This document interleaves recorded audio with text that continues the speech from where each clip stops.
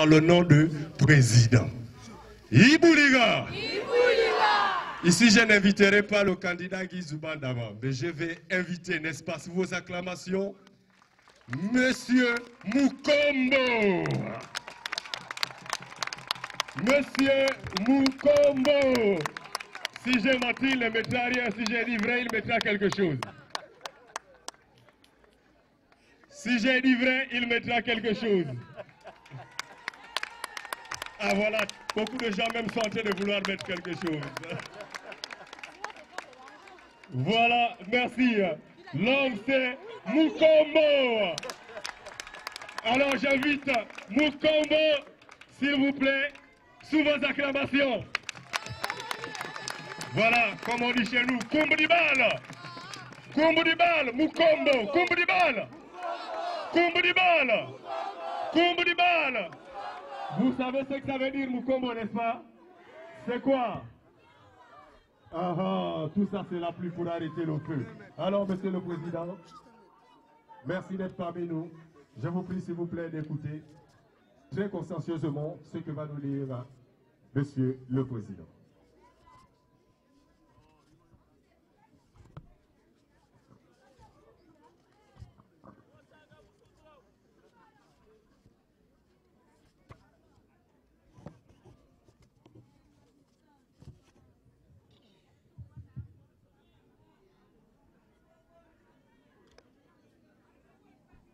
Les femmes, est-ce que vous êtes là?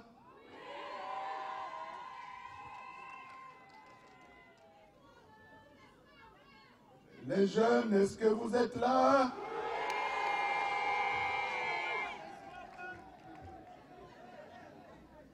Et les hommes, est-ce que vous êtes là? Alors, les femmes, les jeunes et les hommes, je vous salue.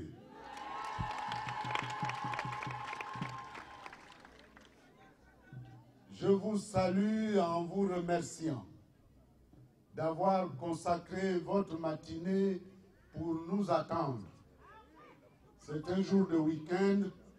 Pour les travailleurs, ils ont besoin de se reposer et peut-être de vaquer aux activités familiales. Mais comme un événement important se prépare dans notre pays, le changement de président, il était normal que vous puissiez consacrer quelques heures à venir nous écouter, ce dont nous vous remercions.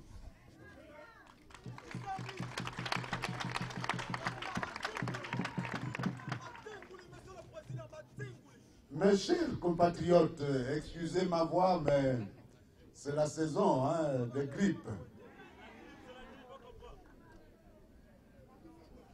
Je ne reviendrai plus sur ma démission de la tête de l'Assemblée nationale ou ma démission du Parti démocratique gabonais, parce que je me suis largement expliqué et exprimé à ce sujet. Aujourd'hui, ici à Gamba, je voudrais consacrer un accent particulier à ce que j'entends faire à la tête de l'État. Parce que vous connaissez le bilan que M. Bouroubourou a réalisé au cours de ces dernières années.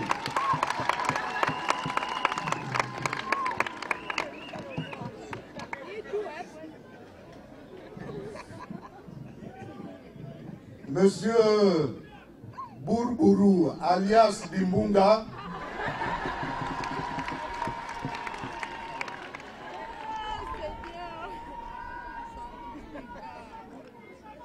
alias Boa, il est Boa parce qu'il nous étouffe, parce qu'il étouffe la démocratie d'éclore dans notre pays, parce qu'il étouffe la liberté. Et finalement, il étouffe toutes les intelligences gabonaises qui ne peuvent pas se mettre au service de leur pays.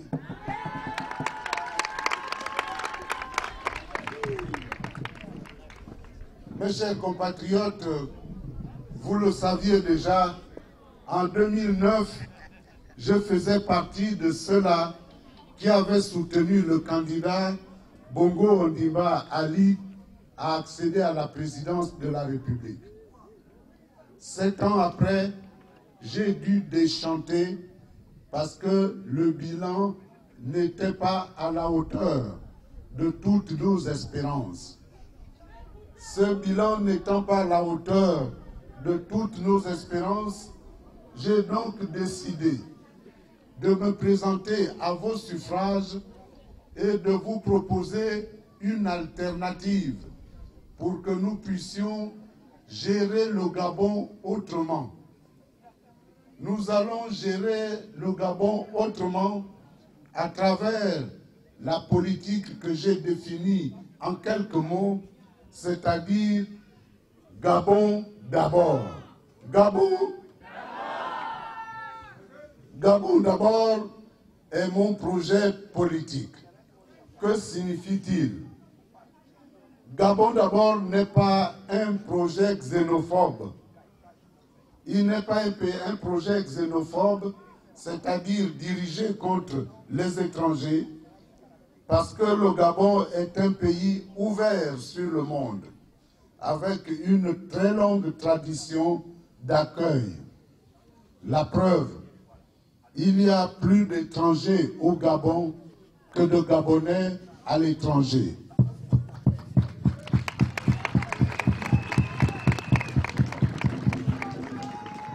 Les étrangers qui vivent sur notre territoire représentent 20% de la population totale, environ 352 615 étrangers. Moins de 100 000 Gabonais, soit près de 4 fois moins que la population étrangère vit donc à l'extérieur de notre pays. Gabon d'abord est mon projet dans les domaines suivants. Le domaine politique et institutionnel, le domaine économique, le domaine social. Je me préoccupe et je priorise les réponses aux attentes de mes compatriotes. Dans le domaine politique et institutionnel, ainsi que l'exigent et me le demandent les Gabonais que je rencontre et avec qui je parle, je veux restaurer la sacralité, la crédibilité et le respect de la fonction présidentielle.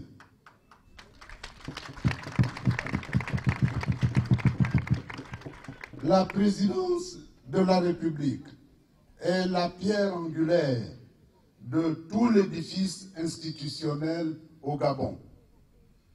La présidence de la République est sacrée et fondamentale, car le président de la République incarne la volonté de la nation et détient entre ses mains le destin de cette nation. Monsieur Bongo Ondimba Ali a piétiné cette sacralité. Il a galvaudé, il a abaissé et partant, il a trahi la nation et le peuple.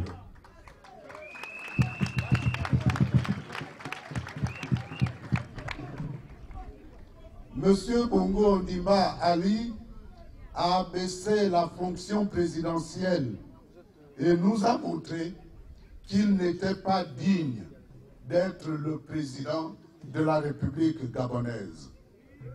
Est-il normal qu'un président de la République soit le chauffeur d'un joueur de football, même s'il s'appelle Lionel Messi?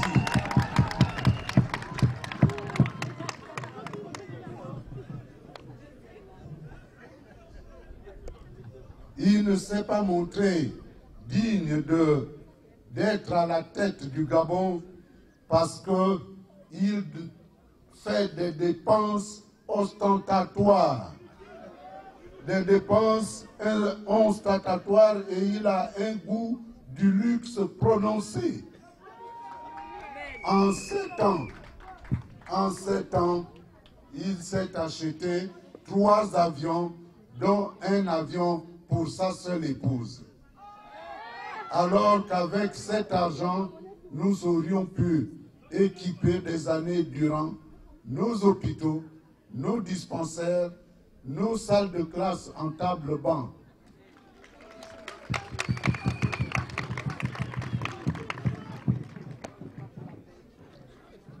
Être président de la République, mes chers compatriotes, c'est respecter 5 engagements. Quels sont ces 5 engagements? Le premier engagement, c'est respecter la Constitution et l'appliquer strictement dans sa lettre et dans son esprit. Le deuxième engagement, c'est défendre la Constitution, c'est-à-dire interdire et rejeter toute violation de ces dispositions d'où qu'elles viennent. M. Bongo Ondimba Ali, durant 7 ans, n'a pas défendu notre Constitution parce qu'il n'a pas appliqué et n'a pas respecté les dispositions de cette Constitution. Quand il refuse de nommer un vice-président de la République, il fait croire que c'est un certain M. Nzubandama qui aurait refusé qu'il nomme un vice-président de la République. S'il l'a fait sous la pression de M. Guy Nzubandama, c'est la preuve patente que ce monsieur est indigne d'être à la tête de notre pays puisqu'il est influençable.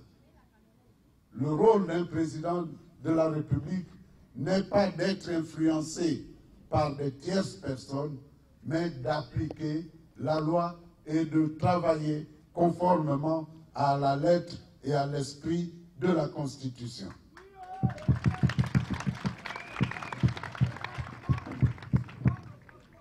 Le troisième engagement d'un président de la République, c'est de promouvoir l'état de droit. C'est-à-dire que le président doit respecter et faire respecter les lois et règlements du pays. Il doit assurer la justice, c'est-à-dire qu'il doit garantir et respecter la protection des droits de tous et de chacun à travers une justice indépendante. Aujourd'hui, notre justice n'est pas indépendante. Elle est placée sous l'autorité du président de la République à travers le Conseil supérieur de la magistrature.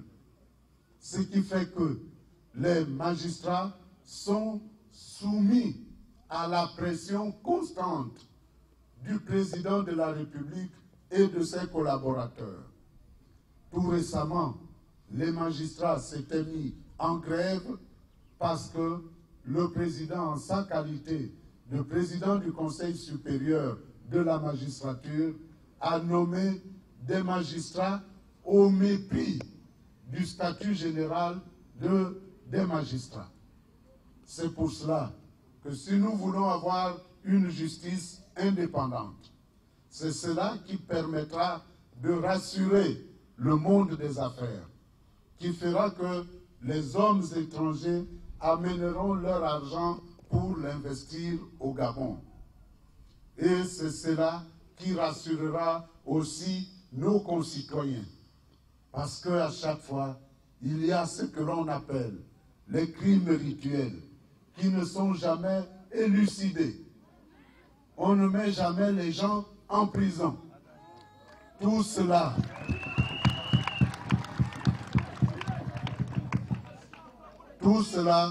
parce que les magistrats sont sous pression. Donc si nous voulons avoir une justice indépendante, moi, président de la République, je ne serai pas le président du Conseil supérieur de la magistrature.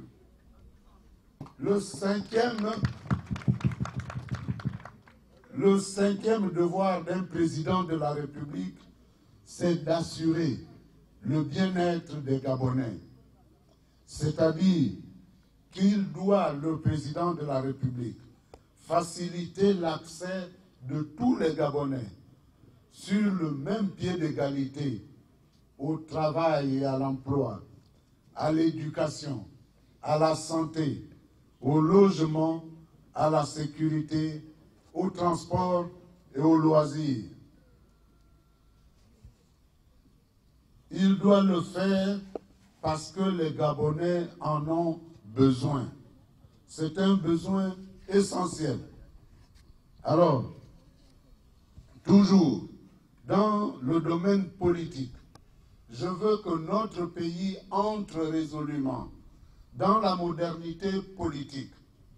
Aujourd'hui, notre pays n'est pas encore un pays moderne en matière de démocratie. Aujourd'hui, je crois que c'est assez spécial. Nous tenons notre meeting, c'est le deuxième meeting que nous tenons à une place publique. Je dois pour cela saluer la sagacité des populations de Gamba pour avoir fait en sorte que le lieu public, la place publique, soit réservé à tous.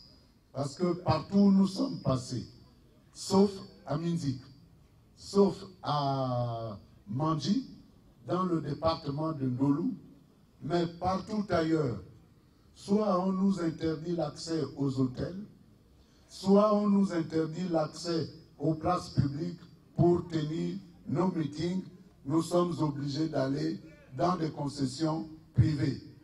Et cela parce que M. Bongo Ondimba Ali ne veut pas que l'opposition s'exprime et dise la vérité. Il veut toujours cacher la vérité aux Gabonais. Nous devons donc consolider notre pays pour qu'il soit un véritable régime démocratique. Quand il y a la démocratie, le progrès est assuré dans le pays. Nous devons promouvoir la démocratie en instaurant un mode de scrutin uninominal à 2 tours pour toutes les élections. En instaurant également la limitation du mandat présidentiel, comme les Gabonais le veulent. En sécurisant le fichier électoral, afin que la volonté des Gabonais, seuls détenteurs de la souveraineté, s'exprime dans les urnes et soit respectée, pour que les résultats ne soient plus modifiés dans les bureaux de vote ou au niveau des commissions communales ou départementales. Nous devons donc sécuriser le fichier électoral. C'est cela qui permettra de représenter, favoriser la représentation des différentes sensibilités politiques exprimées dans le pays à travers nos instances parlementaires. Et nous établirons également un statut du chef de l'opposition. Le chef de l'opposition doit être un partenaire important pour le pouvoir exécutif, tout comme pour le pouvoir législatif.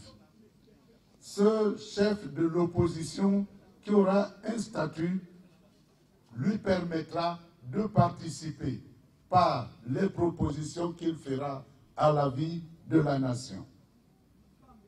Nous allons faire également un nouvel acte de décentralisation.